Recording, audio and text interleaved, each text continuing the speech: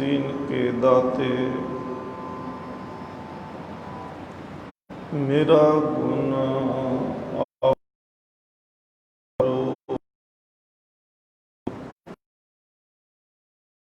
माटी का क्या तो मानस की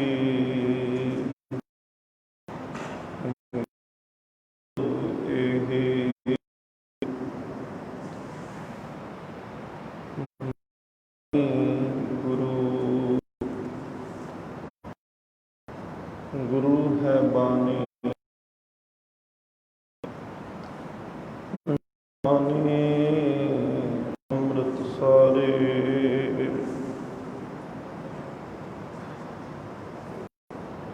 गुरु बानी का है सेवक जन मान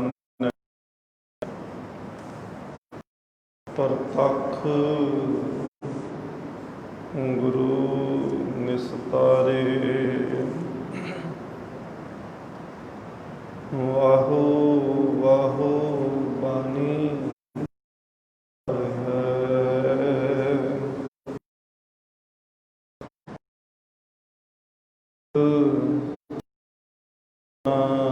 कोई तुर्की बानी आई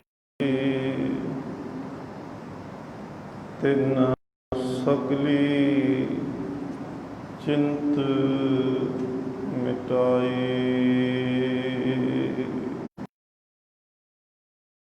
सतनाम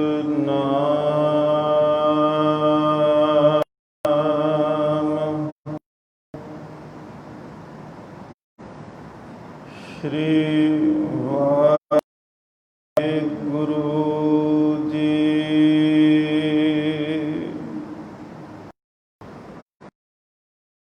हर पूजा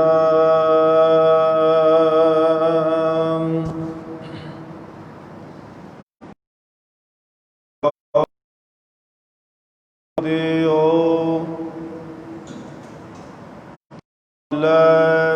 मुरार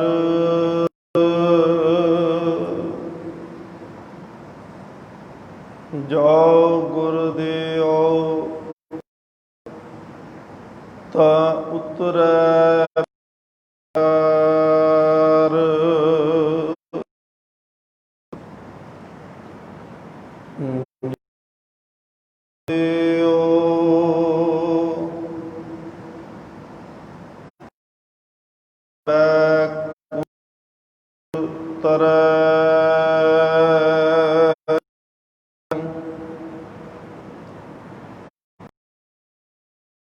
गुरुदेव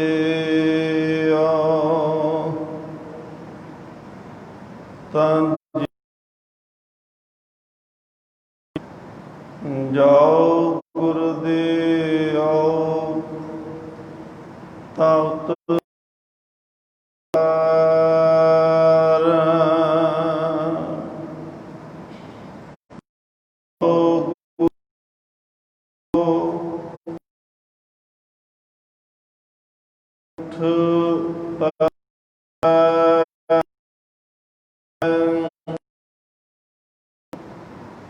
जाओ गुरुदेव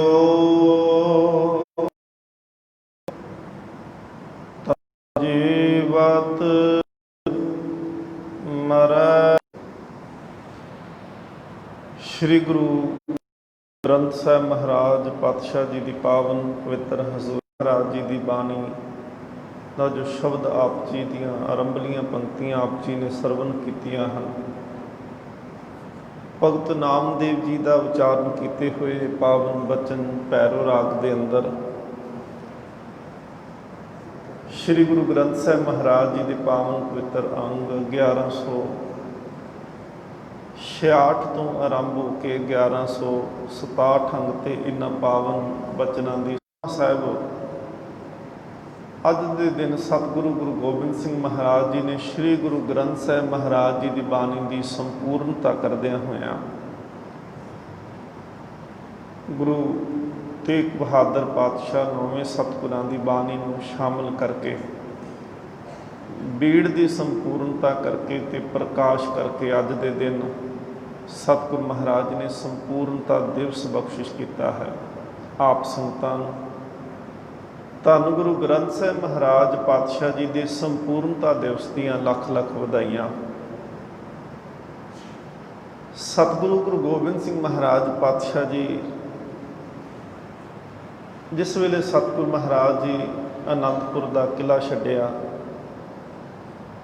ਸਤਿਗੁਰ ਮਹਾਰਾਜ ਸਰਸਾਂ ਦੇ ਉੱਪਰ ਪਰਿਵਾਰ ਦਾ ਵਿਛੋੜਾ ਹੁੰਦਾ ਹੈ। ਚਮਕੌਰ ਦੀ ਗੜੀ ਦੇ ਅੰਦਰ ਸਤਿਗੁਰ ਮਹਾਰਾਜ ਜੀ ਦੇ ਦੋ ਸਾਹਿਬਜ਼ਾਦੇ ਬਾਬਾ ਅਜੀਤ ਸਿੰਘ, ਬਾਬਾ ਜੁਝਾਰ ਸਿੰਘ ਜੀ, ਤਿੰਨ ਪਿਆਰੇ, 40 ਸਿੰਘਾਂ ਦੀ ਸ਼ਹਾਦਤ ਹੁੰਦੀ ਹੈ ਤੇ ਸਤਿਗੁਰ ਮਹਾਰਾਜ ਜੀ ਚਮਕੌਰ ਦੀ ਗੜੀ ਨੂੰ ਛੱਡ ਕੇ ਮਾਛੀਵਾੜੇ ਦੇ ਜੰਗਲਾਂ ਤੋਂ ਹੁੰਦਿਆਂ ਹੋਇਆਂ ਰਾਏ ਕੱਲੇ ਦੇ ਕੋਲ ਰਾਏ ਕੋਟ ਜਾਂਦੇ ਆ। ਉੱਥੇ ਸਤਿਗੁਰ ਮਹਾਰਾਜ ਪਾਤਸ਼ਾਹ ਜੀ ਨੂੰ ਛੋਟੇ ਸਾਹਿਬਜ਼ਾਦੇ ਤੇ ਸਤਿਕਾਰਯੋਗ ਮਾਤਾ ਗੁਜਰ ਕੌਰ ਜੀ ਦੀ ਸ਼ਹਾਦਤ ਦਾ ਵੀ ਸੁਨੇਹਾ ਮਿਲ ਜਾਂਦਾ ਹੈ।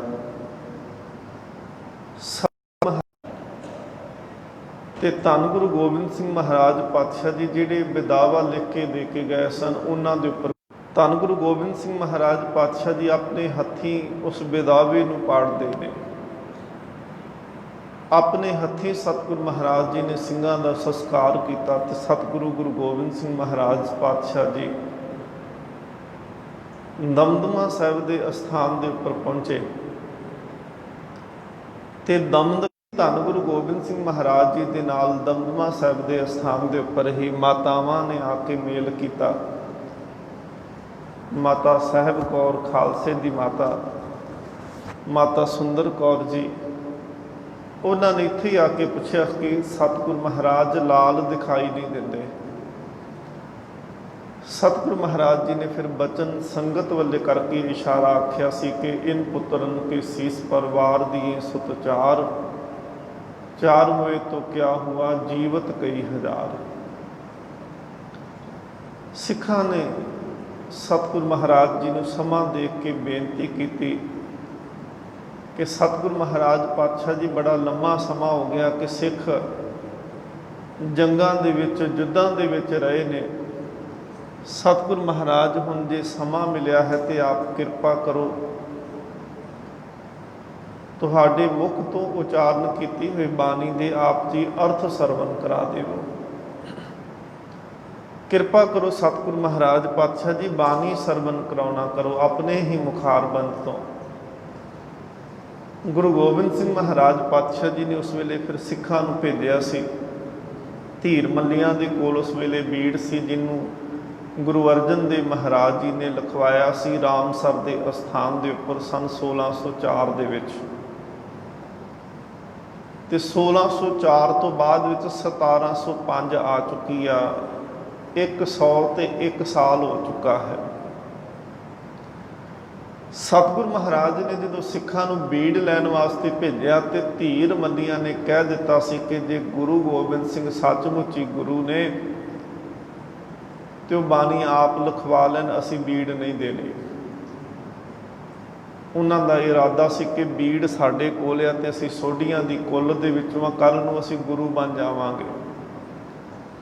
ਸਿੱਖਾਂ ਨੇ ਆ ਕਰਕੇ ਧੰਨ ਗੁਰੂ ਗੋਬਿੰਦ ਸਿੰਘ ਮਹਾਰਾਜ ਜੀ ਨੂੰ ਉਸੇ ਤਰ੍ਹਾਂ ਬਚਨ ਦੱਸੇ। ਮਹਾਰਾਜ ਧੀਰ ਮੱਲੀਆਂ ਨੇ ਤੇ ਆ ਬਚਨ ਆਖ ਦਿੱਤੇ ਨੇ। ਉਸ ਸਮੇਂ ਗੁਰੂ ਨਾਨਕ ਦੇਵ ਮਹਾਰਾਜ ਜੀ ਦਾ ਪ੍ਰਕਾਸ਼ ਪੁਰਬ ਆਇਆ। ਕੱਤਕ ਦੀ ਪੂਰਨਮਾਸ਼ੀ ਹੈ, ਸੰਨ 1705 ਹੈ ਤੇ ਸਤਿਗੁਰੂ ਮਹਾਰਾਜ ਜੀ ਨੇ ਗੁਰੂ ਨਾਨਕ ਦੇਵ ਮਹਾਰਾਜ ਜੀ ਦਾ ਪ੍ਰਕਾਸ਼ ਗੁਰਪੁਰਬ ਉੱਥੇ ਤਲਵੰਡੀ ਸਾਬੋ ਤਖਤ ਸ੍ਰੀ ਦਮਦਮਾ ਸਾਹਿਬ ਦੇ ਅਸਥਾਨ ਦੇ ਉੱਪਰ ਮਨਾਇਆ। ਤੇ ਨਾਲ ਹੀ ਸਤਿਗੁਰੂ ਮਹਾਰਾਜ ਨੇ ਇਸ ਤੋਂ ਪਹਿਲਾਂ ਸੁਨੇਹਾ ਵੀ ਭੇਜਿਆ। ਬਾਬਾ ਦੀਪ ਸਿੰਘ ਜੀ ਆਪਣੇ ਨਗਰ ਸਨ ਪਹੂਵਿੰਡ, ਗੁਰੂ ਗੋਬਿੰਦ ਸਿੰਘ ਮਹਾਰਾਜ ਪਾਤਸ਼ਾਹ ਜੀ ਨੇ ਜਿਸ ਵੇਲੇ ਅੰਮ੍ਰਿਤ ਸੰਚਾਰ ਕੀਤਾ ਸੀ ਤਾਂ ਬਾਬਾ ਦੀਪ ਸਿੰਘ ਜੀ ਨੇ ਆਨੰਦਪੁਰ ਸਾਹਿਬ ਵਿੱਚ ਸਤਿਗੁਰੂ ਮਹਾਰਾਜ ਜੀ ਤੋਂ ਅੰਮ੍ਰਿਤ ਦੀ ਦਾਤ ਪ੍ਰਾਪਤ ਕੀਤੀ ਸੀ। ਗੁਰੂ ਗੋਬਿੰਦ ਸਿੰਘ ਮਹਾਰਾਜ ਪਾਤਸ਼ਾਹ ਜੀ ਦੇ ਹੁਕਮ ਤੇ ਬਾਬਾ ਦੀਪ ਸਿੰਘ ਆਪਣੇ ਨਗਰ ਪਰਤ ਕੇ ਆਏ ਤੇ ਸਤਿਗੁਰੂ ਮਹਾਰਾਜ ਪਾਤਸ਼ਾਹ ਜੀ ਨੇ ਨਾ ਜਿਹੜਾ ਹੁਕਮ ਕੀਤਾ ਸੀ ਕਿ ਆਪ ਜੀ ਨੇ ਕੀ ਕਰਨਾ ਹੈ ਕਿ ਸੰਗਤ ਨੂੰ ਆਪਣੇ ਇਲਾਕੇ ਦੇ ਵਿੱਚ ਜਾ ਕੇ ਗੁਰਬਾਣੀ ਦੇ ਨਾਲ ਜੋੜਨਾ ਹੈ। ਗੁਰੂ ਗ੍ਰੰਥ ਸਾਹਿਬ ਮਹਾਰਾਜ ਜੀ ਦੀ ਬਾਣੀ ਦੀ ਵਿਦਿਆ ਦੇਣੀ ਹੈ, ਸੰਥਿਆ ਕਰਾਉਣੀ ਹੈ। ਬਾਬਾ ਦੀਪ ਸਿੰਘ ਜੀ ਆਪਣੇ ਨਗਰ ਪਹੂਵਿੰਡ ਵਿੱਚ ਸਤਿਗੁਰੂ ਗੁਰੂ ਗੋਬਿੰਦ ਸਿੰਘ ਮਹਾਰਾਜ ਜੀ ਦੇ ਹੁਕਮ ਦੇ ਨਾਲ ਅੰਮ੍ਰਿਤ ਸੰਚਾਰ, ਅੰਮ੍ਰਿਤ ਪ੍ਰਚਾਰ ਕਰਦੇ ਰਹੇ। ਤੇ ਜਿਸ ਦਿਨ ਸਿੱਖ ਸੰਗਤ ਨੇ ਜਾ ਕੇ ਬੇਨਤੀ ਕੀਤੀ ਬਾਬਾ ਦੀਪ ਸਿੰਘ ਜੀ ਉਹਨਾਂ ਨੂੰ ਕਿ ਗੁਰੂ ਗੋਬਿੰਦ ਸਿੰਘ ਮਹਾਰਾਜ ਪਾਤਸ਼ਾਹ ਜੀ ਆਪ ਜੀ ਨੂੰ ਤਲਵੰਡੀ ਸਾਬੋ ਦੇ ਸਥਾਨ ਦੇ ਉੱਪਰ ਯਾਦ ਕਰਦੇ ਨੇ, ਆਪ ਜੀ ਨੂੰ ਬੁਲਾਇਆ ਹੈ। ਬਾਬਾ ਦੀਪ ਸਿੰਘ ਸਾਹਿਬ ਜੀ ਫਿਰ ਸਤਿਗੁਰੂ ਮਹਾਰਾਜ ਜੀ ਦੇ ਦਰਸ਼ਨ ਕਰਨ ਵਾਸਤੇ ਪਹੁੰਚੇ। ਕੱਤਕ ਦੀ ਪੂਰਨਮਾਸ਼ੀ ਸਨ 1705 ਨੂੰ ਧੰਨ ਗੁਰੂ ਗੋਬਿੰਦ ਸਿੰਘ ਮਹਾਰਾਜ ਪਾਤਸ਼ਾਹ ਜੀ ਨੇ ਤਲਵੰਡੀ ਸਾਬੋ ਦੇ ਅਸਥਾਨ ਤੇ ਭਾਈ ਮਨੀ ਸਿੰਘ ਸਾਹਿਬ ਜੀ ਉਹਨਾਂ ਨੂੰ ਵੀ ਹੁਕਮ ਕੀਤਾ ਕਿ ਤੁਸੀਂ ਬਾਣੀ ਲਿਖਣ ਦੀ ਸੇਵਾ ਕਰਨੀ ਹੈ। ਬਾਬਾ ਦੀਪ ਸਿੰਘ ਜੀ ਨੂੰ ਹੁਕਮ ਕੀਤਾ ਕਿ ਤੁਸੀਂ ਕਲਮਾ ਸ਼ਾਹੀ ਤੇ ਸਤਿਗੁਰੂ ਮਹਾਰਾਜ ਜੀ ਦੀ ਬਾਣੀ ਜਿਨ੍ਹਾਂ ਅੰਗਾਂ ਤੇ ਲਿਖਣੀ ਉਹਨਾਂ ਅੰਗਾਂ ਦਾ ਪ੍ਰਬੰਧ ਕਰਨਾ ਹੈ, ਨਾਲ ਸਹਾਇਕ ਲਿਖਾਰੀ ਦੀ ਸੇਵਾ ਵੀ ਤੁਸੀਂ ਕਰਨੀ ਹੈ। ਸਤਿਗੁਰੂ ਮਹਾਰਾਜ ਜੀ ਨੇ ਪਹਿਲੇ ਦਿਨ ਫਿਰ ਜਿਸ ਦਿਨ ਸਤਿਗੁਰੂ ਗੁਰੂ ਨਾਨਕ ਦੇਵ ਮਹਾਰਾਜ ਜੀ ਦਾ ਪ੍ਰਕਾਸ਼ ਗੁਰਪੁਰਬ ਸੀ, ਗੁਰੂ ਗੋਬਿੰਦ ਸਿੰਘ ਮਹਾਰਾਜ ਨੇ ਪਹਿਲੇ ਦਿਨ ਬਾਣੀ ਲਿਖਵਾਉਣੀ ਸ਼ੁਰੂ ਕੀਤੀ। ਸਭ ਤੋਂ ਪਹਿਲਾਂ ਜਪਜੀ ਸਾਹਿਬ, ਸੋਧਰ ਦੇ ਸ਼ਬਦ ਤੇ ਸੋਹਿਲਾ ਸਾਹਿਬ ਜੀ ਦੀ ਬਾਣੀ ਜਿਹੜੀ ਹੈ ਪਹਿਲੇ ਦਿਨ ਸਤਿਗੁਰੂ ਮਹਾਰਾਜ ਨੇ ਲਿਖਵਾਈ ਹੈ। ਤੇ ਧੰਨ ਗੁਰੂ ਗੋਬਿੰਦ ਸਿੰਘ ਮਹਾਰਾਜ ਪਾਤਸ਼ਾਹ ਜੀ ਅੰਮ੍ਰਿਤ ਵੇਲੇ ਬਾਣੀ ਲਿਖਵਾਉਂਦੇ ਸਨ ਤੇ ਦੁਪਹਿਰੋਂ ਬਾਅਦ ਦਿਨ ਢਲੇ ਵੇਲੇ ਸਤਿਗੁਰੂ ਮਹਾਰਾਜ ਜਿੰਨੀ ਬਾਣੀ ਲਿਖਵਾ ਦਿੰਦੇ ਸੀ ਉਨੀ ਬਾਣੀ ਦੇ ਨਾਲ ਸਿੱਖਾਂ ਨੂੰ ਅਨੁਭਵੀ ਅਰਥ, ਅੰਤਰੀਵ ਅਰਥ, ਪਦ ਅਰਥ, ਸ਼ਬਦਾਰਥ ਸਤਿਗੁਰੂ ਮਹਾਰਾਜ ਇਹ ਸਿੱਖਾਂ ਨੂੰ ਕਰਾਉਂਦੇ ਸਨ। ਇਤਿਹਾਸ ਲਿਖਦਾ ਹੈ ਕਿ ਉਸ ਵੇਲੇ ਜਿਹੜੇ ਹੜਤਾਲੀ ਸਿੰਘ ਸਨ ਉਹਨਾਂ ਨੇ ਸਤਿਗੁਰੂ ਗੁਰੂ ਗੋਬਿੰਦ ਸਿੰਘ ਮਹਾਰਾਜ ਜੀ ਪਾਸੋਂ ਗੁਰਬਾਣੀ ਦੇ ਅਰਥ, ਗੁਰਬਾਣੀ ਦੀ ਸੰਥਿਆ ਕਰਨਾ ਕੀਤੀ ਹੈ। ਉਹਨਾਂ 48 ਸਿੰਘਾਂ ਤੇ ਸਤਿਗੁਰੂ ਮਹਾਰਾਜ ਜੀ ਨੇ ਬਖਸ਼ਿਸ਼ ਐਸੀ ਕੀਤੀ। ਸਤਿਗੁਰੂ ਮਹਾਰਾਜ ਨੇ ਉਹਨਾਂ ਨੂੰ ਕਹਿ ਦਿੱਤਾ ਤੁਸੀਂ ਵਿਦੇਹੀ ਹੋ, ਭਾਵ ਕਿ ਹੁਣ ਤੁਹਾਡਾ ਦੇਹ ਦੇ ਨਾਲ ਮੋਹ ਨਹੀਂ ਰਹੇਗਾ। ਸਤਿਗੁਰੂ ਮਹਾਰਾਜ ਜੀ ਨੇ ਬਾਣੀ ਦੇ ਵਿੱਚ ਵੀ ਬਚਨ ਕਹੇ, ਕਥਾ ਕੀਰਤਨ ਸੁਖਦਾਈ। ਕਥਾ ਕੀਰਤਨ ਸੁਖ ਦਿੰਦੇ ਹਨ। ਜੇਕਰ ਕੋਈ ਟਿਕ ਕਰਕੇ ਕਥਾ ਸੁਣਾ ਦੇਵੇ ਤੇ ਜੇਕਰ 10 ਜਾਣੇ ਬੈਠ ਕੇ ਕਥਾ ਸੁਣਦੇ ਹੋਵਣ ਤਾਂ 10 ਘੰਟਿਆਂ ਦੇ ਸਿਮਰਨ ਜਿੰਨਾ ਲਾਭ ਪ੍ਰਾਪਤ ਹੋ ਜਾਂਦਾ ਹੈ। ਸਤਿਗੁਰੂ ਮਹਾਰਾਜ ਕਹਿੰਦੇ ਨੇ ਜੋ ਵੀ ਇਹ ਪਿਆਰਾ ਬਾਣੀ ਨੂੰ ਸੁਣਦਾ ਹੈ, ਪੜ੍ਹਦਾ ਹੈ, ਗਾਉਂਦਾ ਹੈ, ਸਤਿਗੁਰੂ ਮਹਾਰਾਜ ਜੀ ਕਹਿੰਦੇ ਨੇ ਦੁੱਖ ਤੇ ਪਾਪ ਉਹਦੇ ਨੇੜੇ ਨਹੀਂ ਟੁੱਕਦੇ। ਧੰਨ ਗੁਰੂ ਗੋਬਿੰਦ ਸਿੰਘ ਮਹਾਰਾਜ ਪਾਤਸ਼ਾਹ ਜੀ ਨੇ 9 ਮਹੀਨੇ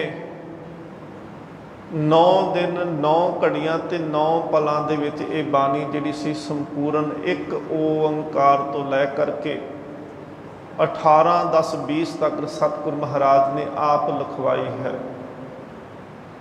48 ਸਿੰਘਾਂ ਨੂੰ ਸਤਿਗੁਰੂ ਮਹਾਰਾਜ ਨੇ ਫਿਰ ਉੱਥੇ ਅਰਥ ਸੁਣਾਏ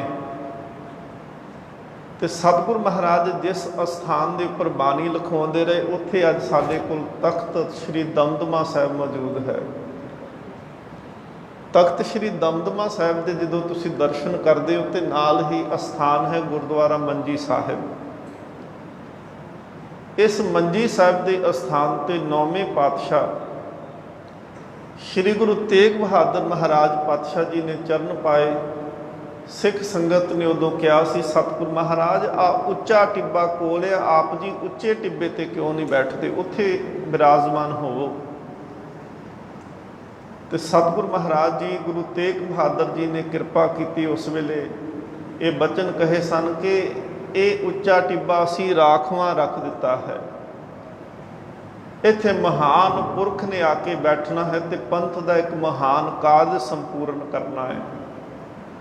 ਗੁਰੂ ਗੋਬਿੰਦ ਸਿੰਘ ਮਹਾਰਾਜ ਪਾਤਸ਼ਾਹ ਜੀ ਨੇ ਜਿਤਨੀ ਬਾਣੀ ਗੁਰੂ ਅਰਜਨ ਦੇਵ ਮਹਾਰਾਜ ਜੀ ਨੇ ਲਿਖਵਾਉਣਾ ਕੀਤੀ ਸੀ बिल्कुल हूबहू, एक भी लाम दलाम का फर्क भी नहीं पाया। उस तरह सारी बानी लिखवाई तो तरतीब अनुसार, जिमें पहले 5 गुरु साहिबाना की बानी पहलों आती है, उस तो बाद विच नाल धन गुरु तेग बहादुर महाराज जी की बानी दर्ज कर दी। 30 रागां दे विच पहलों बानी दर्ज सी ते 31वां राग जैजावंती राग जिहड़ा है सतगुरु महाराज पातशाह ने गुरु तेग बहादुर महाराज जी का उचारण किया, वो दर्ज किया है। ਜਦੋਂ ਸਮੁੱਚੀ ਬਾਣੀ ਦੀ जिस दिन संपूर्णता हुई सन 1706 ਦੇ ਵਿੱਚ, 23 ਸਾਵਨ है सन 1706 ਆ, उस वेले दिल्ली का राजा जै सिंह सतगुरु महाराज जी के दर्शन करने वास्ते आया। गुरु गोबिंद सिंह महाराज पातशाह जी के चरणों के विच नमस्कार की ते सतगुरु महाराज जी ने बेनती की, धन गुरु गोबिंद सिंह जी महाराज, मेरे मन दे विच एक शंका है, एक भै है, तो कृपा करो सतगुरु जी निवृत्ति करो इस डर की। गुरु गोबिंद सिंह महाराज पातशाह जी ने कहा कि हाँ दसो।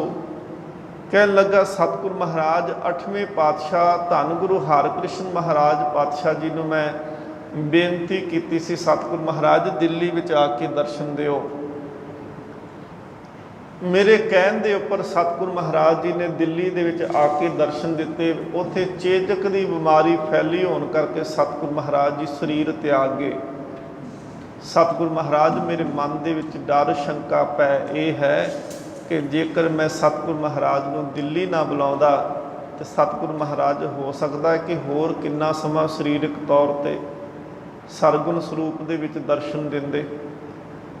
गुरु गोबिंद सिंह महाराज पातशाह जी ने बचन कहे सी, कह लगे राजा जय सिंह जी, ये धन गुरु हरकृष्ण महाराज जी की अपनी मौत सी। सतगुरु महाराज जिन्ना चिर शरीर दे विच रह के कार्य करना चाहते सी, उन्ना चिर ही वो रहे हैं, अपनी मौत दे नाल रहे ने। इहदे विच तुहाडे उत्ते कोई दोष नहीं है। कह लगा नहीं महाराज, फिर भी कृपा करो, मेरा शंका निवृत्त हो जाए, कोई इस तरह का कारज करो। तो धन गुरु गोबिंद सिंह महाराज सच्चे पातशाह जी ने उस वेले कहा सी कि बानी गुरु ग्रंथ साहिब महाराज जी की बीट की संपूर्णता हो चुकी है, गुरता अजे नहीं मिली। गुरता सतगुरु महाराज हजूर साहब अवचल नगर के अस्थान के उपर सतगुरु महाराज जी ने दी है। उस वेले धन गुरु गोबिंद सिंह महाराज पातशाह जी ने श्री गुरु ग्रंथ साहिब महाराज जी का अखंड पाठ आरंभ कराया। 25 ਸਿੰਘਾਂ ਨੂੰ सेवा लाई, 25 ਸਿੰਘ लाए गए, जिंदे विच अखंड पाठ करने वाले नाल सतगुरु महाराज पातशाह ने धूफीए सिंह, पहरेदार सिंह, चौर बरदार ते लांगरी सिंह, 5-5 ਸਿੰਘਾਂ की वंड कर दी। 5 ग्रंथी सिंह लाए गए, 5 धूफीए लाए गए, 5 पहरेदार लाए गए, 5 चौर बरदार लाए गए, 5 जिहड़े सी लांगरी लाए गए। सतगुरु महाराज पातशाह जी ने 48 घंटे आप चौंकड़ा मार करके समुचा बानी का पाठ जिहड़ा अखंड पाठ साहब दमदमा साहब के स्थान पर किया गया, महाराज जी ने आप सुनिया है। राजा जय सिंह होना ने होर बेअंत संगतां ने सरवण किया। जिस दिन संपूर्णता होंदी है, अज का जिहड़ा दिहाड़ा है संपूर्णता दिवस, सतगुरु महाराज पातशाह ने संपूर्णता तो उपरंत अरदास हुई तो जो हुक्मनामा लिया गया तो उस वेले हुक्मनामा आया सी टोडी महला 5वां, सतगुर आयो सरन तुहारी, मिले सूख नाम हर सोभा, चिंता लाहे हमारी, अवर न सूझे दूजी ठाहर, हार परियों तो द्वारी, लिखा छोड़ अलिखें छुटै, हम निर्गुण लेहो उबारी, सद बख्शिंद सदा मेहरवाना सबना दे आधारी, नानक दास संत पाछे परियो, राख लिहो यह बारी। ये हुक्मनामा प्राप्त होया। उस दिन सतगुरु महाराज जी ने गुरु ग्रंथ साहिब जी की संपूर्णता के उपर सतगुरु महाराज जी ने भाई मनी सिंह जी उन्होंने हुक्म किया कि जिस वेले असी अपना शरीर त्यागना है, आप जी ने हरमंदर साहब की सेवा संभाल करनी, भाव कि ग्रंथी हैड ग्रंथी उतों के नियुक्त किया। ਭਾਈ ਮਨੀ ਸਿੰਘ ਸਾਹਿਬ ਜੀ ਨੂੰ ਕਿਹਾ ਸੀ ਕਿ ਤੁਸੀਂ ਅੰਮ੍ਰਿਤਸਰ ਦੇ ਵਿੱਚ ਸ਼ਬਦ ਦੀ ਟਕਸਾਲ ਚਲਾਉਣੀ, ਜਿਹੜੇ ਅਰਥ ਤੁਸੀਂ ਸਾਡੇ ਤੋਂ ਸਰਵਨ ਕੀਤੇ ਨੇ ਇਹ ਅਰਥ ਸਿੱਖ ਸੰਗਤਾਂ ਨੂੰ ਪੜ੍ਹਾਉਣੇ, ਤਾਂ ਕਿ ਸੀਨਾ ਬਸੀਨਾ ਗੁਰੂ ਕੀ ਬਾਣੀ ਤੇ ਗੁਰੂ ਕੇ ਅਨੁਭਵੀ ਅਰਥ ਜਿਹੜੇ ਆ ਉਹ ਸਿੱਖ ਸੰਗਤਾਂ ਨੂੰ ਯਾਦ ਰਹਿਣ। ਸਤਿਗੁਰੂ ਮਹਾਰਾਜ ਜੀ ਨੇ ਬੇਨਤੀ ਉੱਥੇ ਭਾਈ ਮਨੀ ਸਿੰਘ ਜੀ ਕਰਦੇ ਨੇ ਸਤਿਗੁਰੂ ਮਹਾਰਾਜ ਜੀ ਦੇ ਚਰਨਾਂ 'ਚ, ਮਹਾਰਾਜ ਪਾਤਸ਼ਾਹ ਜੀ ਕਿਰਪਾ ਕਰਿਓ, ਇੱਕ ਹੀ ਬੇਨਤੀ ਆ ਕਿ ਆ ਜਿਹੜਾ ਰਸ ਤੁਸੀਂ ਦਿੱਤਾ ਹੈ ਨਾ ਬਾਣੀ ਦਾ, ਇਹ ਕਦੀ ਵੀ ਟੁੱਟੇ ਨਾ, ਇਹਦੇ ਤੋਂ ਕਦੀ ਵਾਂਝੇ ਨਾ ਹੋ ਸਕੀਏ। ਗੁਰੂ ਗੋਬਿੰਦ ਸਿੰਘ ਮਹਾਰਾਜ ਪਾਤਸ਼ਾਹ ਜੀ ਨੇ ਕਿਹਾ ਸੀ ਭਾਈ ਮਨੀ ਸਿੰਘ ਜੀ, ਸਰੀਰ ਦੇ ਬੰਦ ਤੇ ਕੱਟੇ ਜਾ ਸਕਦੇ ਆ, ਸਰੀਰ ਦੇ ਟੁਕੜੇ ਟੁਕੜੇ ਤੱਕ ਕੀਤੇ ਜਾ ਸਕਦੇ ਆ, ਪਰ ਜਿਹੜਾ ਰਸ ਬਾਣੀ ਦਾ ਆਪ ਜੀ ਨੂੰ ਹੁਣ ਪ੍ਰਾਪਤ ਹੈ, ਇਹ ਰਸ ਸਰੀਰ ਦੇ ਟੁਕੜੇ ਹੋਣ ਤੋਂ ਬਾਅਦ ਵਿੱਚ ਵੀ ਬਣਿਆ ਰਹੇਗਾ। ਇਤਿਹਾਸ ਕਹਿੰਦਾ ਹੈ ਕਿ ਭਾਈ ਮਨੀ ਸਿੰਘ ਸਾਹਿਬ ਦੇ ਜਦੋਂ ਸਰੀਰ ਦੇ ਟੁਕੜੇ ਕੀਤੇ ਗਏ ਨਾ, ਬੰਦ ਕੱਟਿਆ ਗਿਆ ਜਿਸ ਵੇਲੇ, ਤੇ ਜਪਜੀ ਸਾਹਿਬ ਦੀ ਆਵਾਜ਼ ਉਹ ਟੋਕਰੀ ਦੇ ਵਿੱਚ ਪਏ ਹੋਏ ਟੁਕੜਿਆਂ ਦੇ ਵਿੱਚੋਂ ਵੀ ਆਉਂਦੀ ਪਈ ਸੀ, ਬੰਦ ਕੱਟਿਆਂ ਹੋਇਆਂ ਦੇ ਵਿੱਚੋਂ ਵੀ ਆਉਂਦੀ ਪਈ ਸੀ। ਬਾਬਾ ਦੀਪ ਸਿੰਘ ਮਹਾਰਾਜ ਜੀ ਨੇ ਵੀ ਬੇਨਤੀ ਕੀਤੀ, ਸਤਿਗੁਰੂ ਮਹਾਰਾਜ ਦਾਸ ਤੇ ਕਿਰਪਾ ਕਰੋ, ਸਤਿਗੁਰੂ ਮਹਾਰਾਜ ਬਾਣੀ ਦੇ ਨਾਲ ਹਮੇਸ਼ਾ ਜੁੜੇ ਰਹੀਏ। ਸਤਿਗੁਰੂ ਮਹਾਰਾਜ ਨੇ ਕਿਹਾ ਸੀ, ਦੀਪ ਸਿੰਘ ਜੀ ਸੀਸ ਤਾਂ ਧੜ ਤੋਂ ਵੱਖ ਹੋ ਸਕਦਾ, ਪਰ ਬਾਣੀ ਤੇ ਗੁਰੂ ਦੇ ਨਾਲੋਂ ਕਦੇ ਨਹੀਂ ਟੁੱਟੋਗੇ।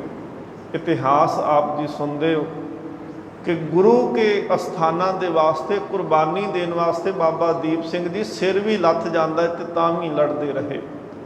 ਬਾਬਾ ਦੀਪ ਸਿੰਘ ਜੀ ਉਹਨਾਂ ਨੂੰ ਤਖਤ ਸ੍ਰੀ ਦਮਦਮਾ ਸਾਹਿਬ ਦਾ ਜਥੇਦਾਰ ਸਾਹਿਬ ਦਿੱਤਾ। ਸਤਿਗੁਰੂ ਮਹਾਰਾਜ ਜੀ ਨੇ ਹੁਕਮ ਕੀਤਾ ਕਿ ਤੁਸੀਂ ਇੱਥੇ ਹੀ ਰਹਿ ਕਰਕੇ ਬਾਣੀ ਦੇ ਗੁਰੂ ਗ੍ਰੰਥ ਸਾਹਿਬ ਮਹਾਰਾਜ ਜੀ ਦੇ ਸਰੂਪਾਂ ਦੇ ਉਤਾਰੇ ਕਰਨੇ ਨੇ, ਸਿੱਖਾਂ ਨੂੰ ਬਾਣੀ ਪੜ੍ਹਾਉਣੀ ਹੈ, ਵਿਦਿਆ ਦੀ ਟਕਸਾਲ ਚਲਾਉਣੀ ਹੈ। ਬਾਬਾ ਦੀਪ ਸਿੰਘ ਜੀ ਨੇ ਦਮਦਮਾ ਸਾਹਿਬ ਦੇ ਅਸਥਾਨ ਤੇ 5 ਸਰੂਪ ਆਪਣੇ ਹੱਥੀਂ ਲਿਖੇ ਨੇ, ਤੇ ਉਹ ਅੱਜ ਵੀ 5 ਤਖਤਾਂ ਦੇ ਉੱਪਰ ਬਿਰਾਜਮਾਨ ਨੇ। ਹਰਿਮੰਦਰ ਸਾਹਿਬ ਦੇ ਅੰਦਰ ਜਿੱਦਾਂ ਤੁਸੀਂ ਦੇਖਦੇ ਹੋ ਨਾ ਕਿ ਜਲੌ ਸਜਦਾ ਹੈ ਗੁਰਪੁਰਬਾਂ ਦੇ ਉੱਪਰ, ਤੇ ਉਹ ਸੁਨਹਿਰੀ ਬੀੜ ਦਾ ਜਿਹੜਾ ਪ੍ਰਕਾਸ਼ ਕੀਤਾ ਜਾਂਦਾ ਹੈ ਨਾ, ਉਹ ਬਾਬਾ ਦੀਪ ਸਿੰਘ ਜੀ ਮਹਾਰਾਜ ਦੇ ਹੱਥ ਦੀ ਲਿਖੀ ਹੋਈ ਹੈ। ਬਾਬਾ ਦੀਪ ਸਿੰਘ ਇਕੱਲੇ ਖੰਡੇ ਦੇ ਧਨੀ ਨਹੀਂ ਸਨ, ਉਹ ਕਲਮ ਦੇ ਵੀ ਇੰਨੇ ਧਨੀ ਸਨ ਕਿ ਬਾਬਾ ਦੀਪ ਸਿੰਘ ਜੀ ਉਹਨਾਂ ਨੇ ਅਰਬੀ ਫਾਰਸੀ ਦੇ ਵਿੱਚ ਇੱਕ ਸਰੂਪ ਗੁਰੂ ਗ੍ਰੰਥ ਸਾਹਿਬ ਮਹਾਰਾਜ ਜੀ ਦਾ ਲਿਖਿਆ, ਜਿਹੜਾ ਅਰਬ ਦੇਸ਼ ਦੇ ਵਿੱਚ ਇਸ ਵੇਲੇ ਮੌਜੂਦ ਹੈ। ਬਾਬਾ ਦੀਪ ਸਿੰਘ ਜੀ ਉਹਨਾਂ ਤੋਂ ਫਿਰ ਟਕਸਾਲ ਦੀ ਆਰੰਭਤਾ ਹੋਈ, ਦਮਦਮੀ ਟਕਸਾਲ। ਬਾਬਾ ਦੀਪ ਸਿੰਘ ਦੇ ਜਿਹੜੇ ਦੂਸਰੇ ਮੁਖੀ ਟਕਸਾਲ ਦੇ ਬਣੇ ਬਾਬਾ ਗੁਰਬਖਸ਼ ਸਿੰਘ ਜੀ, ਇਹਨਾਂ ਨੂੰ ਤਖਤ ਸ੍ਰੀ ਕੇਸਗੜ੍ਹ ਸਾਹਿਬ ਆਨੰਦਪੁਰ ਸਾਹਿਬ ਦਾ ਜਥੇਦਾਰ ਥਾਪਿਆ ਗਿਆ। ਪਹਿਲੇ ਜਥੇਦਾਰ ਸਨ ਭਾਈ ਦਇਆ ਸਿੰਘ ਜੀ, ਤਖਤ ਸ੍ਰੀ ਕੇਸਗੜ੍ਹ ਸਾਹਿਬ ਆਨੰਦਪੁਰ ਸਾਹਿਬ ਦੇ। ਦੂਸਰੇ ਜਥੇਦਾਰ ਥਾਪਿਆ ਗਿਆ ਭਾਈ ਗੁਰਬਖਸ਼ ਸਿੰਘ, ਜਿਹੜੇ ਟਕਸਾਲ ਦੇ ਦੂਸਰੇ ਮੁਖੀ ਨੇ। ਤੇ ਬਾਬਾ ਗੁਰਬਖਸ਼ ਸਿੰਘ ਵੀ ਆਪਣੇ ਹਯਾਤੀ ਦੇ ਅੰਦਰ ਸੀਸ ਲੱਥੇ ਤੋਂ ਬਗੈਰ ਧੜ ਦੇ ਨਾਲ ਹੀ ਲੜਦੇ ਰਹੇ, ਤੇ ਇਹਨਾਂ ਦਾ ਸ਼ਹੀਦੀ ਅਸਥਾਨ ਜਦੋਂ ਤੁਸੀਂ ਹਰਿਮੰਦਰ ਸਾਹਿਬ ਦਰਸ਼ਨ ਕਰਦੇ ਹੋ, ਅਕਾਲ ਤਖਤ ਸਾਹਿਬ ਦੇ ਬਾਹਰਲੇ ਪਾਸੇ ਪਿਛਲੇ ਪਾਸੇ ਬਾਬਾ ਗੁਰਬਖਸ਼ ਸਿੰਘ ਜੀ ਦਾ ਸ਼ਹੀਦੀ ਅਸਥਾਨ ਬਣਿਆ ਹੋਇਆ ਹੈ। 5ਵੇਂ ਮੁਖੀ ਟਕਸਾਲ ਦਮਦਮੀ ਦੇ ਬਾਬਾ ਸੰਤ ਸਿੰਘ ਜੀ ਮਹਾਂਪੁਰਖ ਦਰਬਾਰ ਸਾਹਿਬ ਦੇ ਹੈੱਡ ਗ੍ਰੰਥੀ ਹੋਏ। ਉਹਨਾਂ ਨੇ ਬੇਨਤੀ ਕਰਕੇ, ਪ੍ਰੇਰਨਾ ਕਰਕੇ ਮਹਾਰਾਜਾ ਰਣਜੀਤ ਸਿੰਘ ਜੀ ਹੋਣਾ ਤੋਂ ਹਰਿਮੰਦਰ ਸਾਹਿਬ ਦੇ ਅੰਦਰ ਸੰਗਮਰਮਰ ਦੀ ਸੇਵਾ, ਸੋਨੇ ਦੀ ਸੇਵਾ ਕਰਵਾਈ ਸੀ। ਟਕਸਾਲ ਦੇ 10ਵੇਂ ਮੁਖੀ ਸੰਤ ਬਾਬਾ ਬਿਸ਼ਨ ਸਿੰਘ ਜੀ ਮੁਰਾਲੇ ਵਾਲੇ, ਉਹਨਾਂ ਨੇ ਮਹਾਨ ਕਾਰਜ ਕੀਤਾ, ਬਹੁਤ ਜ਼ਿਆਦਾ ਵਿਦਿਆ ਦਾ ਪ੍ਰਚਾਰ ਕੀਤਾ। ਬਾਬਾ ਪ੍ਰੇਮ ਸਿੰਘ ਜੀ ਮੁਰਾਲਾ, ਬਾਬਾ ਸੁੰਦਰ ਸਿੰਘ ਜੀ ਅੱਗੋਂ ਜਾ ਕੇ 11ਵੇਂ ਮੁਖੀ ਹੋਏ। ਬਾਬਾ ਸੁੰਦਰ ਸਿੰਘ ਜੀ ਤੋਂ ਬਾਅਦ ਵਿੱਚ ਸੰਤ ਗੁਰਬਚਨ ਸਿੰਘ ਜੀ ਖਾਲਸਾ ਭਿੰਡਰਾਂ ਵਾਲੇ ਮੁਖੀ ਬਣੇ। 27 ਗੁਰੂ ਗ੍ਰੰਥ ਸਾਹਿਬ ਮਹਾਰਾਜ ਜੀ ਦੀਆਂ ਸੰਪੂਰਨ ਕਥਾ ਕੀਤੀਆਂ। ਵਿਦਵਾਨ ਆਖਦੇ ਨੇ ਕਿ ਬਾਬਾ ਗੁਰਬਚਨ ਸਿੰਘ ਉਹਨਾਂ ਨੂੰ ਸੰਗਤ ਆਖਦੀ ਹੁੰਦੀ ਸੀ ਕਿ ਬਾਬਾ ਗੁਰਬਚਨ ਸਿੰਘ ਜੀ ਚੱਲਦੀ ਫਿਰਦੀ ਯੂਨੀਵਰਸਿਟੀ ਨੇ। ਉਸ ਤੋਂ ਬਾਅਦ ਵਿੱਚ 12ਵੇਂ ਮੁਖੀ ਸੰਤ ਬਾਬਾ ਕਰਤਾਰ ਸਿੰਘ ਜੀ ਖਾਲਸਾ ਭਿੰਡਰਾਂ ਵਾਲੇ ਬਣੇ। 8 ਸਾਲ ਇਹ ਦਮਦਮੀ ਟਕਸਾਲ ਦੇ ਮੁਖੀ ਰਹੇ, ਤੇ 8 ਸਾਲਾਂ ਦੇ ਵਿੱਚ ਸੀ ਇੰਨੀ ਸੰਗਤ ਨਾਲ ਹੋਣੀ ਤੇ ਐਮਰਜੈਂਸੀ ਦੇ ਵਿੱਚ 4 ਬੰਦੇ ਖਲੋਣ ਦੀ ਇਜਾਜ਼ਤ ਵੀ ਨਹੀਂ ਸੀ। ਉਸੇ ਹੀ ਟਕਸਾਲ ਦੇ ਵਿੱਚੋਂ ਫਿਰ ਸੰਤ ਗਿਆਨੀ ਜਰਨੈਲ ਸਿੰਘ ਜੀ ਖਾਲਸਾ ਭਿੰਡਰਾਂ ਵਾਲੇ ਹੋਏ, ਜਿਨ੍ਹਾਂ ਨੇ ਅਕਾਲ ਤਖਤ ਸਾਹਿਬ ਤੇ ਹਰਮੰਦਰ ਸਾਹਿਬ ਦੀ ਆਨ ਮਰਿਆਦਾ ਦੇ ਵਾਸਤੇ, ਜਿਵੇਂ ਬਾਬਾ ਦੀਪ ਸਿੰਘ ਹੋਣਾ ਨੇ, ਬਾਬਾ ਗੁਰਬਖਸ਼ ਸਿੰਘ ਹੋਣਾ ਨੇ, ਜਿਹਨੇ ਜਿੱਥੇ ਸੰਪੂਰਨਤਾ ਬਖਸ਼ਿਸ਼ ਕੀਤੀ, ਉੱਥੇ ਦਮਦਮੀ ਟਕਸਾਲ ਦੀ ਵੀ ਨਾਲ ਪ੍ਰਾਰੰਭਤਾ ਹੋ ਜਾਂਦੀ ਹੈ। ਬਾਬਾ ਦੀਪ ਸਿੰਘ ਹੋਣਾ ਤੋਂ ਇਹ ਟਕਸਾਲ ਚੱਲ ਕੇ ਮਹਾਨ ਕਾਰਜ ਕਰਦਿਆਂ ਹੋਇਆਂ ਸੰਤ ਬਾਬਾ ਜਰਨੈਲ ਸਿੰਘ ਦੀ ਸ਼ਹਾਦਤ ਤੱਕ ਬੜੇ ਵੱਡੇ ਕਾਰਜ ਕੀਤੇ। ਬਾਬਾ ਠਾਕੁਰ ਸਿੰਘ ਮੁਖੀ ਰਹੇ, ਸੰਤ ਬਾਬਾ ਹਰਨਾਮ ਸਿੰਘ ਮੁਖੀ ਨੇ। ਹੁਣ ਸਤਿਗੁਰ ਮਹਾਰਾਜ ਕਿਰਪਾ ਕਰਨ, ਅੱਜ ਦਾ ਸ਼ੁਭ ਦਿਹਾੜਾ ਜਿਹੜਾ ਹੈ ਇਹ ਗੁਰੂ ਗ੍ਰੰਥ ਸਾਹਿਬ ਮਹਾਰਾਜ ਜੀ ਦੀ ਸੰਪੂਰਨਤਾ ਦਿਵਸ ਹੈ। ਸਤਿਗੁਰ ਮਹਾਰਾਜ ਜੀ ਨੇ ਜੋ ਅੱਜ ਲੜੀਵਾਰ ਸ਼ਬਦ ਬਖਸ਼ਿਸ਼ ਕੀਤਾ ਹੈ, ਆਓ ਅਖਰੀ ਅਰਥ ਸਰਵਣ ਕਰੀਏ। ਰਸਨਾ ਇੱਕ ਵਾਰੀ ਕਰੋ ਪਵਿੱਤਰ, ਆਖੋ ਜੀ ਸਤਨਾਮ ਸ਼੍ਰੀ ਵਾਹਿਗੁਰੂ ਜੀ। ਘਰ ਦੂਜਾ, ਦੂਸਰੇ ਘਰ ਦੇ ਅੰਦਰ ਭੈਰੋ ਰਾਗ ਦੇ ਅੰਦਰ ਭਗਤ ਨਾਮਦੇਵ ਜੀ ਦੇ ਸ਼ਬਦ ਜਿਹੜਾ ਹੈ ਉਚਾਰਨ ਕੀਤਾ ਹੋਇਆ ਹੈ। ਭਗਤ ਨਾਮਦੇਵ ਜੀ ਨੇ ਇਸ ਸ਼ਬਦ ਦੇ ਵਿੱਚ ਗੁਰੂ ਦੀ ਮਹਾਨਤਾ ਬਖਸ਼ਿਸ਼ ਕੀਤੀ ਕਿ ਜਦੋਂ ਗੁਰੂ ਮਿਲਦਾ ਹੈ ਤੇ ਕੀ ਕੀ ਦਾਤਾਂ ਮਿਲ ਜਾਂਦੀਆਂ ਨੇ। ਜੋ ਗੁਰਦੇਵ ਤਾਂ ਮਿਲੇ ਮੁਰਾਰ, ਕਹਿੰਦੇ ਜਿਸ ਦਿਨ ਗੁਰੂ ਮਿਲਦਾ ਹੈ ਨਾ, ਗੁਰੂ ਦੀ ਬਖਸ਼ਿਸ਼ ਦੇ ਨਾਲ, ਮੁਰਾਰ ਦੇ ਅਰਥ ਨੇ ਵਾਹਿਗੁਰੂ ਪਰਮਾਤਮਾ, ਕਹਿੰਦੇ ਉਸ ਦਿਨ ਵਾਹਿਗੁਰੂ ਦੀ ਪ੍ਰਾਪਤੀ ਹੋ ਜਾਂਦੀ ਹੈ, ਅਕਾਲ ਪੁਰਖ ਮਿਲ ਜਾਂਦਾ ਹੈ। ਜੋ ਗੁਰਦੇਵ ਤਾਂ ਉਤਰੇ ਪਾਰ। ਅਸਲ ਦੇ ਵਿੱਚ ਨਾ ਅਸੀਂ ਸੰਸਾਰ ਸਮੁੰਦਰ ਦੇ ਇੱਕ ਪਾਸੇ ਖੜੇ ਹਾਂ ਤੇ ਸੰਸਾਰ ਸਮੁੰਦਰ ਨੂੰ ਤਰ ਲੈਣਾ ਸਾਡੇ ਵੱਸ ਦੀ ਖੇਡ ਨਹੀਂ ਆ। ਅਸੀਂ ਆਪਣੇ ਆਪ ਨਹੀਂ ਤਰ ਸਕਦੇ। ਸਤਿਗੁਰ ਮਹਾਰਾਜ ਪਾਵਨ ਬਾਣੀ ਦੇ ਵਿੱਚ ਬਚਨ ਕਹੇ, ਗੁਰ ਜਹਾਜ਼ ਖੇਵਟ ਗੁਰੂ, ਗੁਰ ਬਿਨ ਤਰਿਆ ਨਾ ਕੋਏ। ਗੁਰੂ ਤੋਂ ਬਗੈਰ ਨਹੀਂ ਤਰਿਆ ਜਾ ਸਕਦਾ। ਸਤਿਗੁਰ ਮਹਾਰਾਜ ਜੀ ਭਗਤ ਨਾਮਦੇਵ ਜੀ ਕਿਰਪਾ ਕਰਕੇ ਆਖਦੇ ਨੇ ਕਿ ਜੋ ਗੁਰਦੇਵ ਤਾਂ ਉਤਰੇ ਪਾਰ। ਜਦੋਂ ਗੁਰੂ ਮਿਲ ਜਾਂਦਾ ਹੈ ਨਾ ਤੇ ਮਹਾਰਾਜ ਕਹਿੰਦੇ ਨੇ ਉਦੋਂ ਸੰਸਾਰ ਸਮੁੰਦਰ ਤੋਂ ਪਾਰ ਹੋ ਜਾਂਦਾ ਹੈ। ਜੋ ਗੁਰਦੇਵ ਤਾਂ ਬੈਕੁੰਠ ਤਰੈ। ਭਗਤ ਨਾਮਦੇਵ ਜੀ ਕਹਿੰਦੇ ਨੇ ਕਿ ਜਦੋਂ ਗੁਰੂ ਮਿਲਦਾ ਹੈ ਤਾਂ ਬੈਕੁੰਠ ਵੀ ਮਿਲ ਜਾਂਦਾ ਹੈ। ਬੈਕੁੰਠ ਦੇ ਇੱਥੇ ਭਾਵ ਨੇ ਕਿ ਪਰਮਾਤਮਾ ਦੀ ਆਪਣੀ ਹਜ਼ੂਰੀ ਮਿਲ ਜਾਂਦੀ ਹੈ। ਜੋ ਗੁਰਦੇਵ ਤਾਂ ਜੀਵਤ ਮਰੈ। ਜਿੱਦਣ ਗੁਰੂ ਮਿਲਦਾ ਹੈ ਨਾ ਤੇ ਫਿਰ ਗੁਰੂ ਮਨ ਦੇ ਉੱਤੇ ਕਾਬੂ ਕਰਨਾ ਸਿਖਾ ਦਿੰਦਾ ਹੈ। ਫਿਰ ਜਿਹੜੇ ਅੰਦਰ ਵਾਸ਼ਨਾਵਾਂ ਹੁੰਦੀਆਂ ਹੈ ਨਾ, ਕਾਮ ਹੁੰਦਾ ਹੈ, ਕ੍ਰੋਧ ਹੁੰਦਾ ਹੈ, ਲੋਭ ਮੋਹ ਹੰਕਾਰ ਨਿੰਦਾ ਚੁਗਲੀ, ਕਹਿੰਦੇ ਨੇ ਫਿਰ ਇਹ ਵਾਸ਼ਨਾਵਾਂ ਮਰ ਜਾਂਦੀਆਂ ਨੇ, ਆਸਾ ਤ੍ਰਿਸ਼ਨਾ ਖਤਮ ਹੋ ਜਾਂਦੀ ਹੈ। ਸਤ ਸਤ ਸਤ ਸਤ ਸਤ ਗੁਰਦੇਵ 5 ਵਾਰੀ ਸਤ ਸ਼ਬਦ ਵਰਤਿਆ ਹੈ ਤੇ ਸਤ ਦੇ ਅਰਥ ਹੁੰਦੇ ਨੇ ਸੱਚ, ਹਮੇਸ਼ਾ ਰਹਿਣ ਵਾਲਾ।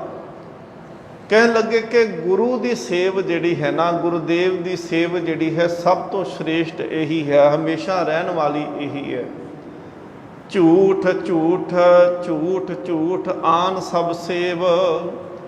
ਕਹਿੰਦੇ ਫਿਰ ਹੋਰ ਜਿਹੜੇ ਮੜੀਆਂ ਨੂੰ ਪੂਜੀ ਜਾਂਦੇ ਨੇ, ਦਰਖਤਾਂ ਨੂੰ ਪੂਜੀ ਜਾਂਦੇ ਨੇ, ਪੀਰਾਂ ਪੈਗੰਬਰਾਂ ਨੂੰ ਪੂਜੀ ਜਾਂਦੇ ਆ, ਦੇਵੀ ਦੇਵਤਿਆਂ ਨੂੰ ਪੂਜਦੇ ਆ, ਭਗਤ ਨਾਮਦੇਵ ਜੀ ਕਹਿੰਦੇ ਨੇ ਇਹ ਸਾਰੀਆਂ ਸੇਵ ਜਿਹੜੀਆਂ ਨੇ ਇਹ ਝੂਠ ਹੋ ਜਾਂਦੀਆਂ, ਭਾਵ ਕਿ ਇਹ ਜੀਵਨ ਦਾ ਪਾਰ ਉਤਾਰਾ ਨਹੀਂ ਕਰ ਸਕਦੀਆਂ।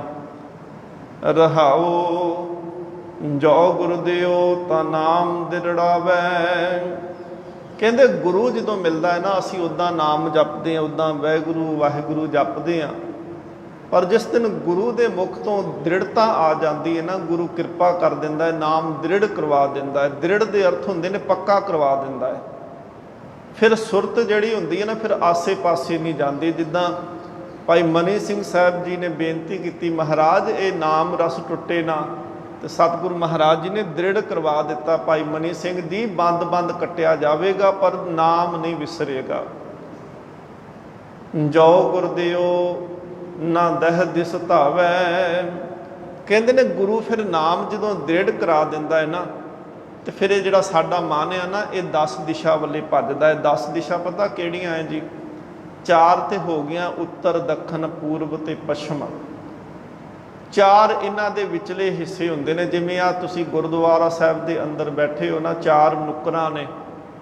ਇਹ ਮੰਨ ਲਓ ਕਿ ਚਾਰ ਦਿਸ਼ਾ ਨੇ, ਉੱਤਰ ਦੱਖਣ ਪੂਰਬ ਪੱਛਮ। ਜਿਹੜੀਆਂ ਵਿਚਲੀਆਂ ਕੰਧਾਂ ਨੇ ਇਹਨੂੰ ਕਹਿੰਦੇ ਨੇ ਇਸ਼ਾਨ ਕੋਣ। ਇਹ 4 ਤੇ 4 8 ਹੋ ਗਈਆਂ। ਜ਼ਮੀਨ ਤੇ ਅਸਮਾਨ 9 ਤੇ 10। ਕਹਿੰਦੇ ਨੇ ਮਨ ਜਿਹੜਾ ਹੈ ਨਾ ਇਹ 10 ਦਿਸ਼ਾ ਵਾਲੇ ਪਾਸੇ ਜਾਂਦਾ ਹੈ।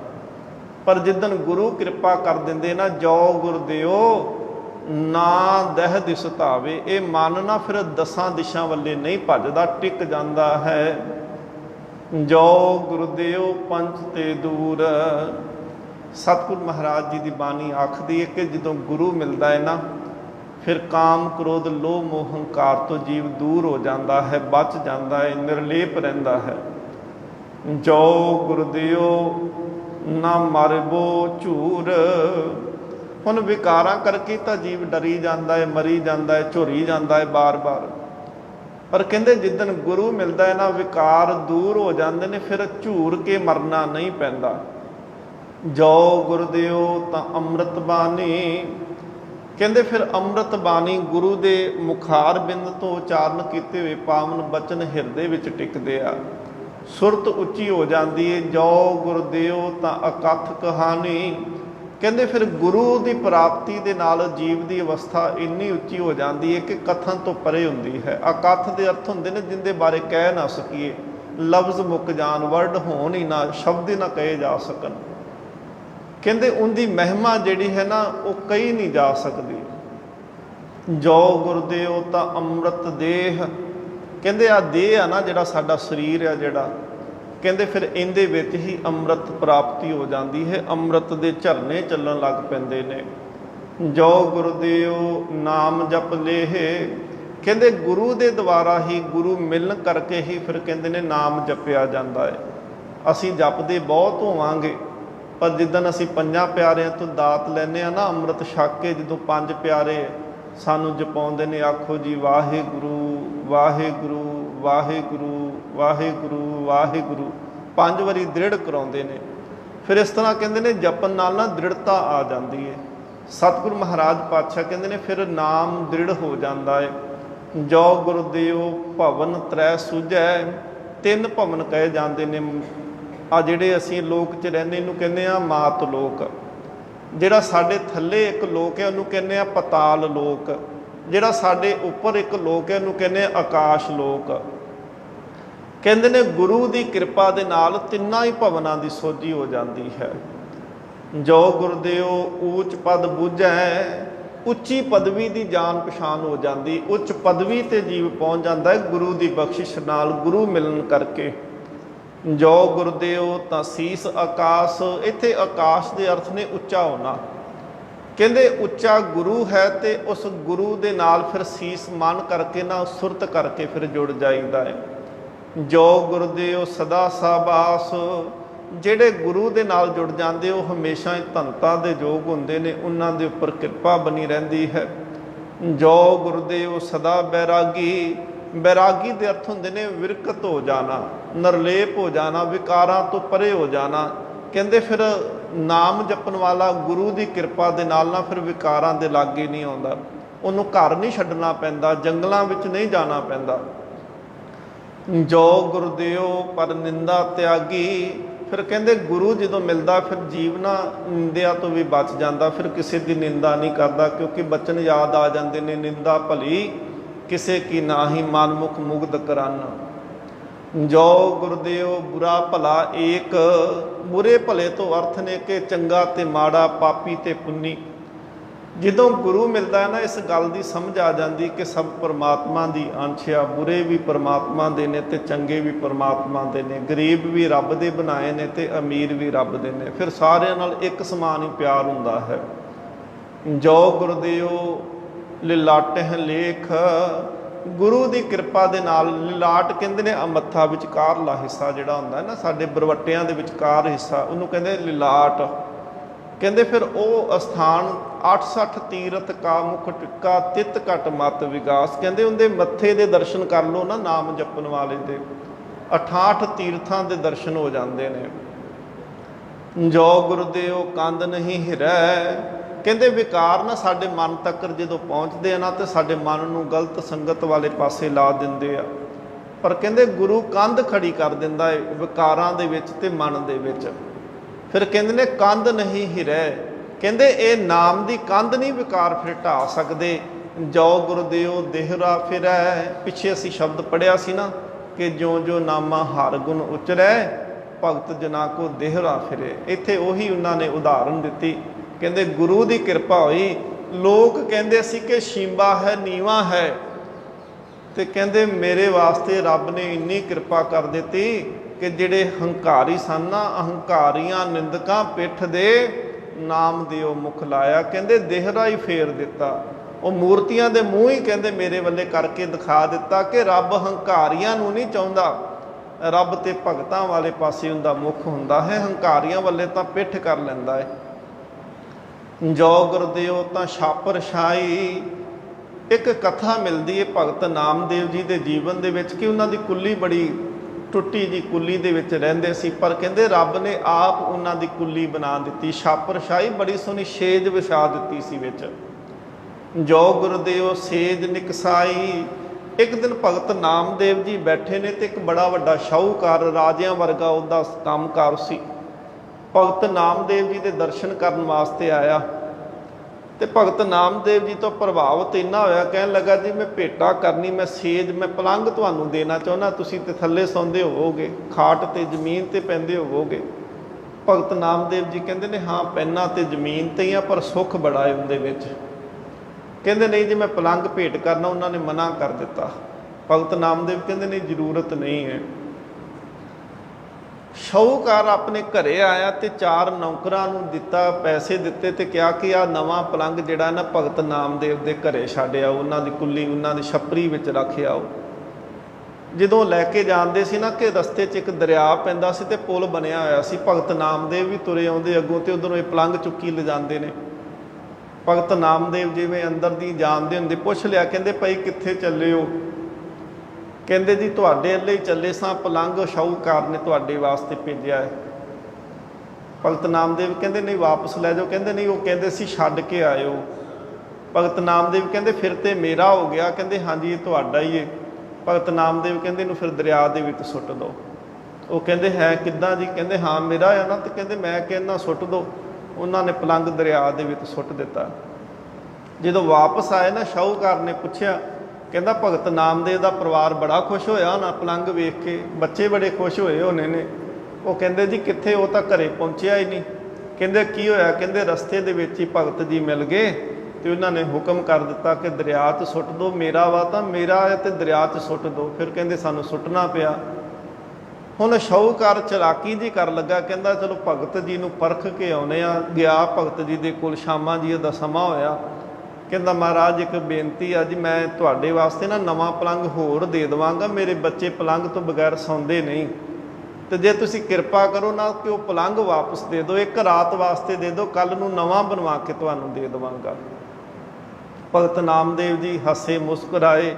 ਹੁਣ ਪਤਾ ਲੱਗ ਗਿਆ ਸੀ ਕਿ ਇਹ ਤਾਂ ਪਰਖਣ ਵਾਸਤੇ ਅਸਲ 'ਚ ਆਇਆ ਹੈ, ਇਹ ਪਲੰਘ ਲੈਣ ਵਾਸਤੇ ਨਹੀਂ ਆਇਆ। ਬਾਂਹ ਫੜ ਕੇ ਦਰਿਆ ਦੇ ਕੰਢੇ ਤੇ ਲੈ ਗਏ।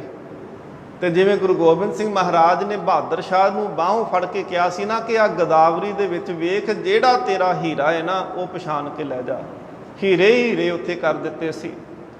ਭਗਤ ਨਾਮਦੇਵ ਜੀ ਨੇ ਦਰਿਆ ਦੇ ਵਿੱਚ ਨਿਗਾਹ ਭਰ ਕੇ ਵੇਖਿਆ ਤੇ ਸਾਰੇ ਪਲੰਘ ਹੀ ਪਲੰਘ ਦਿਸਣ। ਤੇ ਕਹਿੰਦੇ ਉਸ ਸ਼ਾਹੂਕਾਰ ਨੂੰ, ਕਹਿੰਦੇ ਜਿਹੜਾ ਤੇਰਾ ਹੈ ਨਾ ਉਹ ਕੱਢ ਕੇ ਲੈ ਜਾ ਵਾਪਸ। ਇੱਥੇ ਭਗਤ ਜੀ ਨੇ ਉਹ ਉਦਾਹਰਨ ਦਿੱਤੀ, ਕਹਿੰਦੇ ਜੋ ਗੁਰਦੇਵ ਸੇਜ ਨਿਕਸਾਈ। ਸੇਜ ਕਹਿੰਦੇ ਨੇ ਪਲੰਘ ਨੂੰ। ਕਹਿੰਦੇ ਇਹ ਗੁਰੂ ਦੀ ਕਿਰਪਾ ਹੈ ਮੇਰੇ ਉੱਪਰ, ਮੇਰੇ ਗੁਰੂ ਨੇ ਕਿਰਪਾ ਕੀਤੀ। ਕਹਿੰਦੇ ਪਾਣੀ ਦੇ ਵਿੱਚੋਂ ਕਈ ਸੇਜਾਂ ਪ੍ਰਗਟ ਕਰ ਦਿੱਤੀਆਂ। ਜੋ ਗੁਰਦੇਵ ਤਾਂ 68 ਨਹਾਇਆ। ਕਹਿੰਦੇ ਜਦੋਂ ਗੁਰੂ ਮਿਲ ਜਾਂਦਾ ਫਿਰ 68 ਤੀਰਥਾਂ ਤੇ ਜਾ ਕੇ ਨਹਾਉਣ ਦੀ ਲੋੜ ਨਹੀਂ ਪੈਂਦੀ, ਮਨ ਹੀ ਤੀਰਥ ਬਣ ਜਾਂਦਾ ਹੈ। ਜਿਹਨੂੰ ਸਤਿਗੁਰੂ ਗੁਰੂ ਨਾਨਕ ਦੇਵ ਮਹਾਰਾਜ ਕਹਿੰਦੇ ਨਾ ਅੰਤਰਗਤ ਤੀਰਥ ਮਲ ਨਹਾਓ। ਸੁਣਿਆ ਮੰਨਿਆ ਮਨ ਕੀਤਾ ਭਾਓ, ਅੰਤਰਗਤ ਤੀਰਥ ਮਲ ਨਹਾਓ। ਅੰਦਰ ਹੀ 68 ਤੀਰਥ ਬਣ ਜਾਂਦੇ ਆ। ਜੋ ਗੁਰਦੇਵ ਤਨ ਚੱਕਰ ਲਗਾਇਆ। ਕਈ ਥਾਵਾਂ ਤੇ ਨਾ ਹਿੰਦੂ ਧਰਮ ਦੇ ਵਿੱਚ ਇੱਕ ਮਨੌਤ ਬਣੀ ਹੋਈ ਸੀ ਕਿ ਅੱਜ ਵੀ ਉਹ ਕਰਦੇ ਨੇ ਉਹ ਜਦੋਂ ਧਾਰਮਿਕ ਸਥਾਨਾਂ ਤੇ ਜਾਂਦੇ ਨਾ ਤੇ ਸਰੀਰ ਦੇ ਉੱਤੇ ਨਾ ਧਾਰਮਿਕ ਚਿੰਨ੍ਹ ਬਣਾ ਕੇ ਲਿਆਉਂਦੇ ਨੇ, ਜਿਵੇਂ ਸੁਦਰਸ਼ਨ ਚੱਕਰ ਬਣਾ ਲਿਆ, ਜਿਵੇਂ ਵਿਸ਼ਨੂੰ ਦੀਆਂ ਖੜਾਵਾਂ ਦੀ ਫੋਟੋ ਬਣਵਾ ਕੇ ਲੈ ਕੇ ਆ ਗਏ। ਉਹ ਸਮਝਦੇ ਸੀ ਕਿ ਇਸ ਤਰ੍ਹਾਂ ਸਰੀਰ ਤੇ ਚੱਕਰ ਬਣਾਉਣ ਨਾਲ ਨਾ ਸਰੀਰ ਜਮਾਂ ਦੀ ਮਾਰ ਤੋਂ ਬਚ ਜਾਂਦਾ ਹੈ।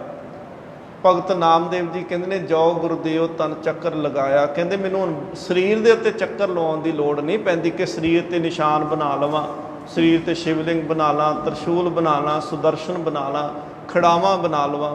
ਕਹਿੰਦੇ ਹੁਣ ਮੇਰੇ ਅੰਦਰ ਹੀ ਗੁਰੂ ਨੇ ਕਿਰਪਾ ਕਰ ਦਿੱਤੀ, ਆਪਣੇ ਨਾਮ ਦੀ ਮੋਹਰ ਲਾ ਦਿੱਤੀ ਹੈ। ਜੋ ਗੁਰਦੇਵ ਤਾਂ ਦੁਆਦਸ ਸੇਵਾ। ਹਿੰਦੂ ਧਰਮ ਦੇ ਅੰਦਰ ਨਾ 12 ਜੋਤੀਲਿੰਗ ਕਹੇ ਜਾਂਦੇ ਨੇ, ਸ਼ਿਵਲਿੰਗ ਕਹੇ ਜਾਂਦੇ ਆ, ਉਹਨਾਂ ਦੀ ਬੜੀ ਉਹਨਾਂ ਨੇ ਮਹਾਨ ਪੂਜਾ ਦੱਸੀ ਆ। ਦੁਆਦਸ ਦੇ ਅਰਥ ਨੇ, ਦੁਆ ਦੇ ਅਰਥ ਨੇ 2 ਤੇ 10, 2 ਤੇ 10 12। ਕਹਿੰਦੇ ਮੇਰੇ ਵਾਸਤੇ ਗੁਰੂ ਦੀ ਸੇਵਾ ਹੀ 12 ਜੋਤੀਲਿੰਗ ਸ਼ਿਵ ਜੀ ਦੀ ਸੇਵਾ ਹੈ, ਗੁਰੂ ਹੀ ਸਭ ਕੁਛ ਹੈ।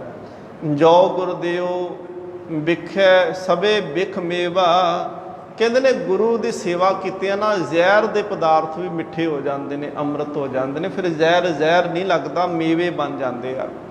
ਜੋ ਗੁਰਦੇਵ ਤਾਂ ਸੰਸਾ ਟੁੱਟੈ। ਗੁਰੂ ਨੇ ਕਿਰਪਾ ਕਰ ਦਿੱਤੀ। ਕਹਿੰਦੇ ਜਦੋਂ ਤੋਂ ਗੁਰੂ ਦੇ ਚਰਨਾਂ ਨਾਲ ਜੁੜਿਆ ਹੈ ਨਾ, ਉਸ ਦਿਨ ਤੋਂ ਬਾਅਦ ਸੰਸੇ ਭਰਮ ਮੁੱਕ ਗਏ ਆ। ਜੋ ਗੁਰਦੇਵ ਤਾਂ ਜਮ ਤੇ ਛੁਟੈ। ਗੁਰੂ ਜਿੱਦਣ ਮਿਲ ਜਾਂਦਾ ਨਾ, ਫਿਰ ਜਮ ਵੀ ਆ ਕੇ ਹੱਥ ਨਹੀਂ ਪਾਉਂਦੇ। ਗੁਰੂ ਅਰਜਨ ਦੇਵ ਮਹਾਰਾਜ ਪਾਤਸ਼ਾਹ ਕਹਿੰਦੇ ਨੇ, ਜੈ ਸਾਧੂ ਗੋਬਿੰਦ ਭਜਨ ਕੀਰਤਨ ਨਾਨਕ ਨੀਤ, ਨਾ ਹੋ ਨਾ ਤੂੰ ਨਹਿ ਛੁਟੇ ਨਿਕਟ ਨਾ ਜਾਇਓ ਹਦੂਤ। ਧਰਮਰਾਜ ਜਮਦੂਤਾਂ ਨੂੰ ਕਹਿੰਦਾ ਹੈ ਕਿ ਜਿੱਥੇ ਜਹ ਸਾਧੂ, ਜਿੱਥੇ ਸਾਧੂ ਹੋਵੇ, ਗੋਬਿੰਦ ਭਜਨ ਹੁੰਦਾ ਹੋਵੇ, ਗੋਬਿੰਦ ਦਾ ਪਰਮਾਤਮਾ ਦਾ ਨਾਮ ਜਪਿਆ ਜਾਂਦਾ ਹੋਵੇ, ਤੇ ਕੀਰਤਨ ਨਾਨਕ ਨੀਤ, ਧੰਨ ਗੁਰੂ ਨਾਨਕ ਦੇਵ ਮਹਾਰਾਜ ਜੀ ਦਾ ਕੀਰਤਨ ਹੁੰਦਾ ਹੋਵੇ। ਜਮਾਂ ਨੂੰ ਵੀ ਹੁਕਮ ਕਰ ਦਿੱਤਾ ਧਰਮਰਾਜ ਨੇ, ਕਹਿੰਦੇ ਤੁਸੀਂ ਉੱਥੇ ਨਹੀਂ ਜਾਣਾ। ਕਹਿੰਦੇ ਕਿਉਂ?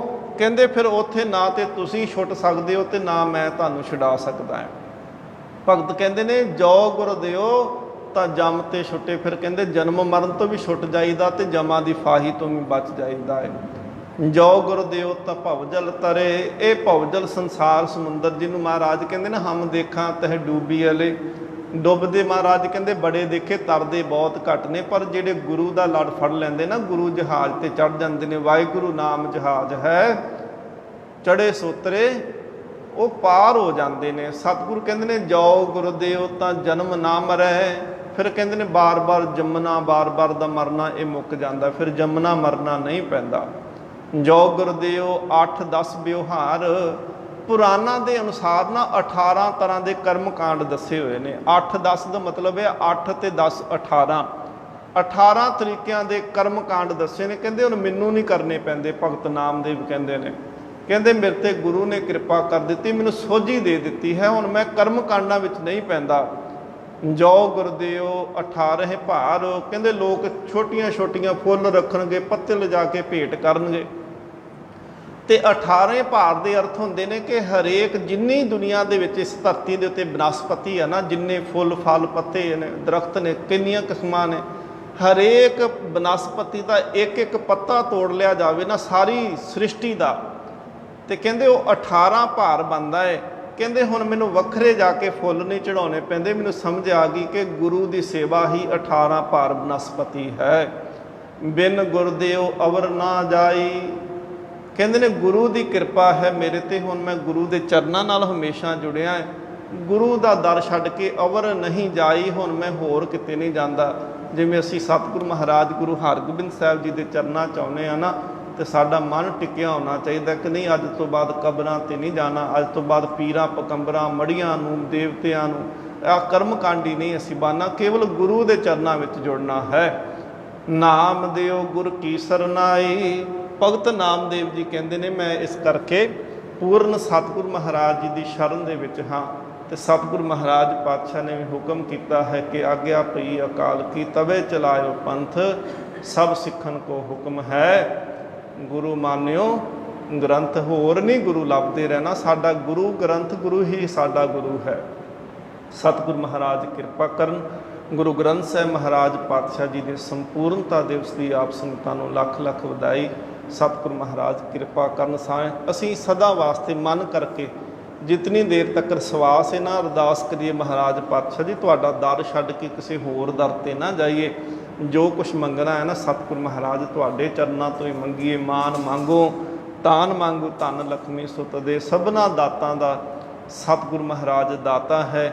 ਤੇ ਸਤਿਗੁਰੂ ਗੁਰੂ ਅਮਰਦਾਸ ਮਹਾਰਾਜ ਕਹਿੰਦੇ ਨੇ ਸਾਚੇ ਸਾਹਿਬਾ ਕਿਆ ਨਾਹੀ ਕਰਤੇ ਰਹਿ, ਕਰਤਾ ਤੇਰੇ ਸਭ ਕਿਛ ਹੈ, ਜਿਸ ਦੇਹੇ ਸੋ ਪਾਵੇ। ਜਿੰਦੇ ਤੇ ਤੂੰ ਕਿਰਪਾ ਕਰਦਾ ਉਹਨੂੰ ਦਾਤਾਂ ਦੇ ਨਾਲ ਝੋਲੀਆਂ ਭਰੀ ਜਾਣਾ ਹੈ। ਸਤਿਗੁਰ ਮਹਾਰਾਜ ਕਿਰਪਾ ਕਰਨ ਜੀ। ਬੋਲਦਿਆਂ ਹੋਈਆਂ ਬੇਅੰਤ ਭੁੱਲਾਂ ਦੀ ਖਿਮਾ। ਬੁਲਾਓ ਫਤਿਹ ਆਖੋ ਜੀ। ਵਾਹਿਗੁਰੂ ਜੀ ਕਾ ਖਾਲਸਾ ਵਾਹਿਗੁਰੂ ਜੀ ਕੀ ਫਤਿਹ।